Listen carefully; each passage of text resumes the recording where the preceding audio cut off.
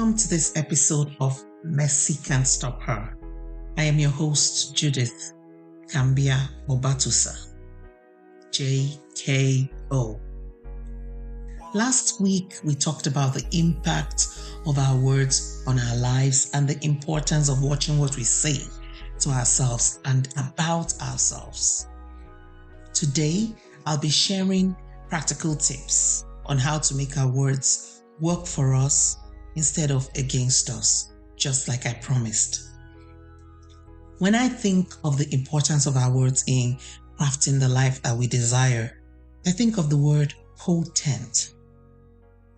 Potent means having great power, influence, and effect.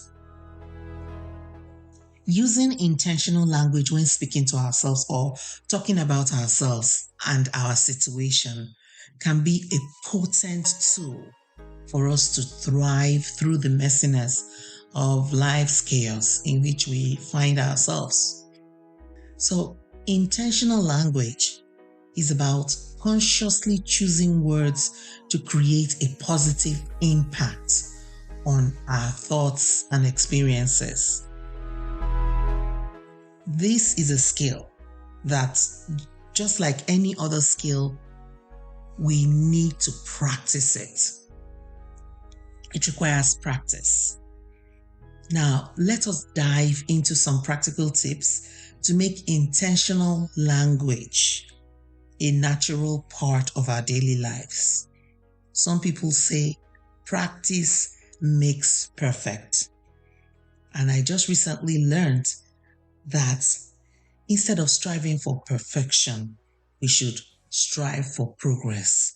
So with these tips, let us progress into making intentional language a natural part of our lives every day. Tip number 1 is crafting positive affirmations. I must stop here to tell you that I'll be sharing 5 tips today. So, number 1 is crafting positive affirmations. Affirmations are like seeds you plant in the garden of your mind. They grow into beliefs and influence your actions. Remember, we said that intentional language is a potent tool, and one of the meanings of potent is influence. So affirmations influence our actions. So what we can do to have intentional language as part of our daily lives is to develop affirmations that resonate with our goals and desires. For instance, if you're facing a challenging day, instead of succumbing to negativity, which is so easy to do, we can create a positive affirmation like, I am resilient and I conquer challenges with ease. Or something like, I am resilient and I overcome obstacles with grace. So repeating these words like a mantra enables this positive seed to sprout into a belief that guides our actions through that day and even beyond. Positive affirmations don't only come in handy in the middle of a challenging day. They are also a tool that we can use to kickstart our day. So you can use them for something that people like Lisa Nichols and Mel Robbins call mirror work. So you can use them for your mirror talk. And this from Lisa Nichols and Mel Robbins has proven to be a life-changing tool, as they have attested to the efficacy of talking to ourselves in the mirror. And not just talking anything that we see, but affirmative words. So stand in front of the mirror every morning, look into your eyes and speak words of affirmation to yourself. Affirm your worth, your capability, and your resilience. As Lisa Nichols says, you are the one you have been waiting for. and mirror talk solidifies that truth. In the show notes for this episode, I have shared a list of affirmations that you can download to get you started. In the previous 2 episodes, I also shared that list of affirmations. So if you go there, you can download the affirmations, use them to kickstart your journey to thriving through chaos by using intentional language. Our second tip is reframing negative thoughts. So this is something that Joyce Meyer speaks about in her book, Battlefield of the Mind. And even studies show us that when we reframe our thoughts, we can become more positive and even have positive, or what I would say, better outcomes. Joyce Meyer, in her book, Battlefield of the Mind, talks about fighting back the lies of the enemy. She encourages us not to settle for negativity. So those thoughts that overwhelm us and break us down, we should not settle for them. We should speak out against them. So we can reframe a negative thought that comes into our minds to make us doubt ourselves by consciously reframing it into a positive statement. For example, instead of thinking, I can't handle this, pause, take a breath. As we've spoken about in previous episodes, breath work helps us to calm our minds. So you pause, take a breath, and reframe the words, I can't handle it, as I have the strength to navigate through this challenge. And I can promise you that even in speaking those words, you will feel how you have transformed a disempowering thoughts into a rallying cry for your own inner strength. Reframing shifts your perspective and empowers you to face difficulties with resilience. For some of us, difficulties are almost part of our lives. And if we do not learn to reframe our thoughts, we will just stay down. And as you know, mercy can't stop us. We can't afford to stay down. Tip number 3 that I'll be sharing today is embracing gratitude language. Practice it.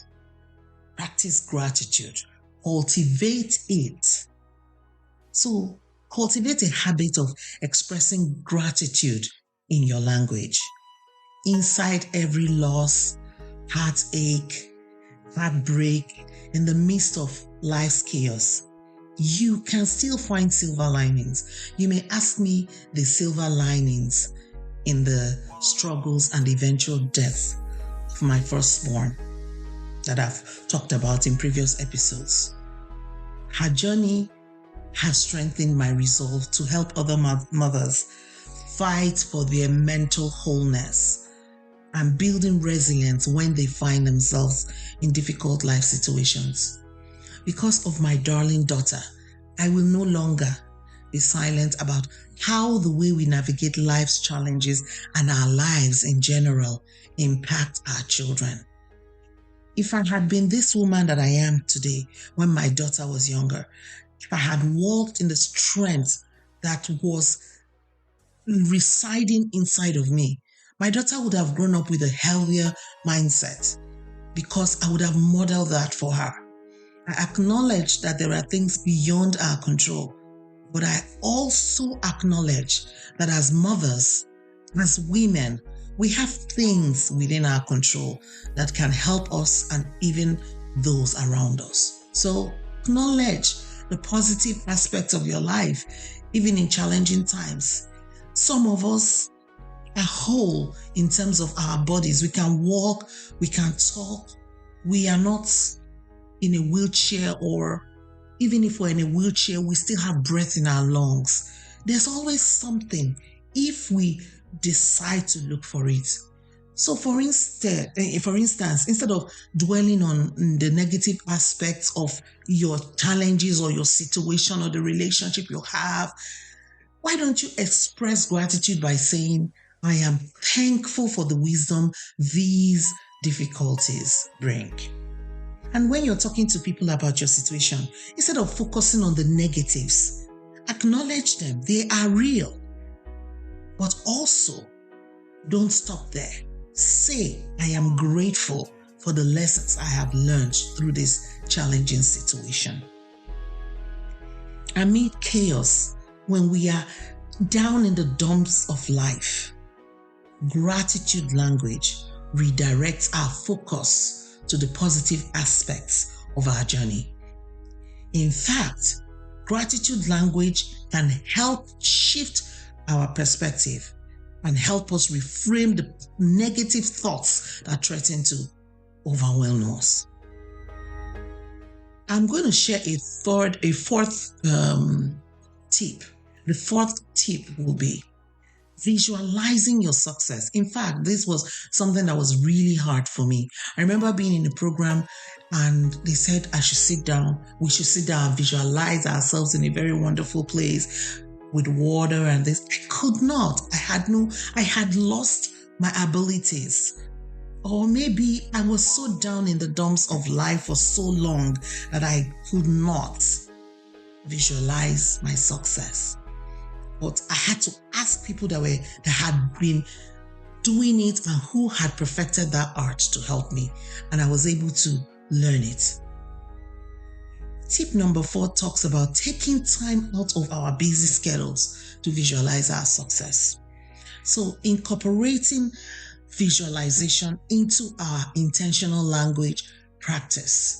So using vivid and positive language to describe our goals and aspirations. Instead of saying, I hope to succeed, visualize it with, I see myself achieving this goal with determination and grace. See, the power of positive visualization amplifies the energy behind our intentions and makes the success that we seek more attainable. So let's get going on visualizing. Take a moment out of your day and just think about the beautiful future that you have ahead of you. Think about the possibilities inherent inside of you. Think about what you truly desire. If you dwell on the negatives, then you magnify the negatives. But if you dwell on the positives, you magnify them too. So which one do you choose to magnify? I'm going to give us our last tip for today, which is tip number 5, and it's about setting language intentions. Begin your day by setting an intention regarding your words. So you declare something like, today, I will speak words of encouragement and empowerment. You can even go on a negative language fast, where for 1 day, 3 days, a week, or any period of time that you choose, you can decide to only use positive language no matter the situation. You could also do a complain fast, where you only use gratitude language to describe situations. No matter how challenging, you do not complain. You just find something positive about it. I have found language fasts helpful in my own life. There was a time I was even saying to myself, my prayers were always asking, crying over one thing or the other. I started to change my prayers to become, I thank you, Lord, for this situation. I thank you, Lord, because I know you are in control. I thank you, Lord, because I know there is something positive coming out of this. I thank you, Lord, because you are all powerful. There's nothing beyond you. And as I began to do that, my mindset began to improve. Intentionality shapes our mindset, and it influences the energy you bring into each moment. So with intentional language, we can set the tone for positivity. As we wrap up today's episode, I'd like you to remember that intentional language is a transformative journey, not a destination. Like many other great progresses or progressions, it's a transformative journey. It's never a destination. Be patient and celebrate progress. One way to check on how we're doing is by regularly reflecting on our language choices. So, from time to time, ask yourself, are my words aligned with my goals and values? Are my words aligned with the future that I see? This future that I desire, with what I want for my life, for my children, for my career? My words aligned with it. Self-reflection helps us stay self-aware. And when we reflect on our language choices, it ensures that our language remains a tool for growth rather than an unintentional barrier. Because I know that we don't want to create barriers for ourselves with the words that we speak. To help you on this intentional language journey and to become more self-aware, I have prepared a special language reflection worksheet for you to use for your language reflection. So check the link in the show notes and use it to deepen your intentional language practice. Next week, I will be talking about how the anchor of faith helps you thrive through chaos. Remember, the journey to intentional language is a process. So be patient and compassionate with yourself. When you do this, mercy won't stop you. Thank you so much for listening. See you next time.